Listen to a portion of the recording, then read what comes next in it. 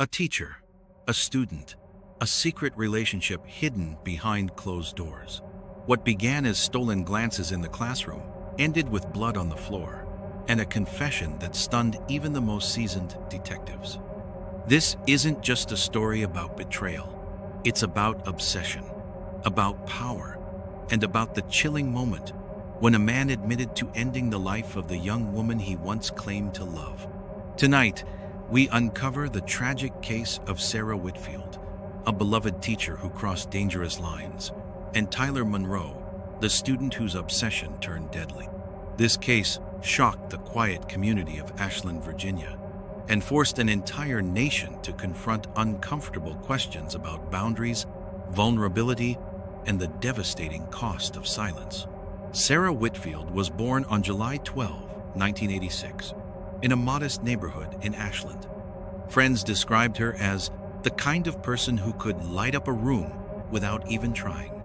Her mother, Patricia, remembered how Sarah always dreamed of becoming a teacher. Even when she was little, she'd line up her dolls and pretend to be their teacher, she said. By the time Sarah was 25, she had achieved that dream. She graduated from the University of Richmond with a degree in English education and quickly earned a teaching position at Ashland High School. Her colleagues admired her dedication, and her students adored her. She stayed late to help with essays, coached the debate team, and never turned away a teenager who needed advice. But behind her warm smile was someone who struggled with loneliness. Her friends would later say her relationships never seemed to last. She longed for love, but often trusted people who didn't deserve it. In the fall of 2011, Sarah met Tyler Monroe. Tyler was just 17 years old, a senior in her English literature class, athletic, charismatic, but with a troubled reputation. Teachers called him brilliant, but reckless. His home life was unstable. His father was absent. His mother worked 2 jobs. Sarah saw potential in him. She often stayed after school to help him catch up on assignments. Soon, their conversations shifted from essays to personal struggles. At first, it seemed innocent, but blurred lines became dangerous. One classmate later recalled, "We all noticed how much time Tyler spent in her classroom.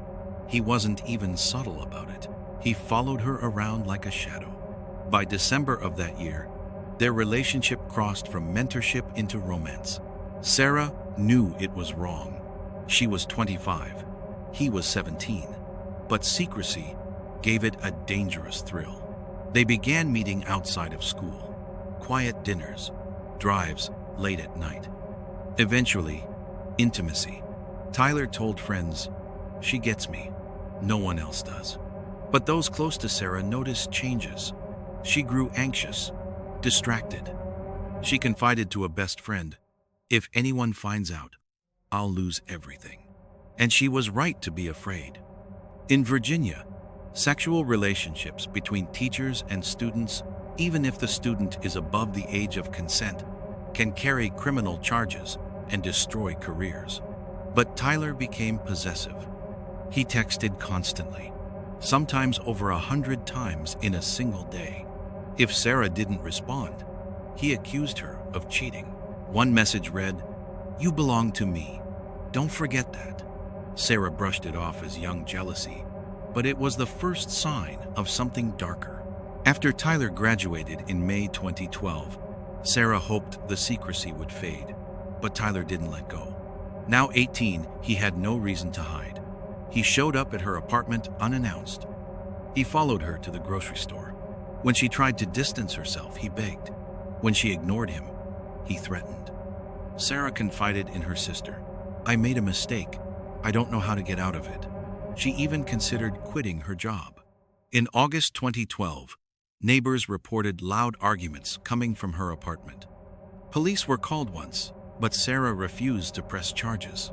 A chilling moment came when Tyler was overheard shouting, "If I can't have you, no one will." On September 14, 2012, Sarah didn't show up to school.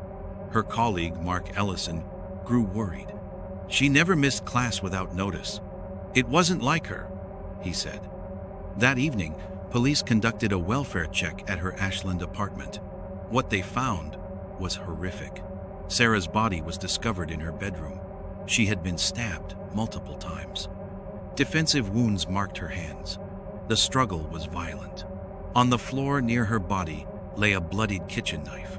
The walls were streaked with crimson. A lamp was shattered. Her phone lay broken in 2 pieces. And perhaps most haunting, on her nightstand was a handwritten note. "I'm sorry, I couldn't let her leave me. Tyler Monroe was immediately the prime suspect. Surveillance footage from Sarah's apartment complex showed him entering her building at 10:47 p.m. the night before. He never left. Friends confirmed he had texted her obsessively that week. One message read, "We need to talk tonight. Don't ignore me." Police traced his car to his cousin's house the next day. Inside the trunk were Sarah's belongings: a sweater, her keys, and her broken glasses. When detectives confronted him, Tyler broke down. A detective asked, "Tyler, where's Sarah?" He whispered, "I killed her. I couldn't stop myself." The confession was chilling. He admitted stabbing her after she tried to end the relationship. As the investigation unfolded, disturbing details about Tyler's past emerged. He had a history of violent behavior in high school. He once assaulted a girlfriend after she broke up with him. Teachers had reported his anger issues, but little was done. Psychological evaluations revealed he exhibited traits of borderline personality disorder, intense fear of abandonment, and uncontrollable rage.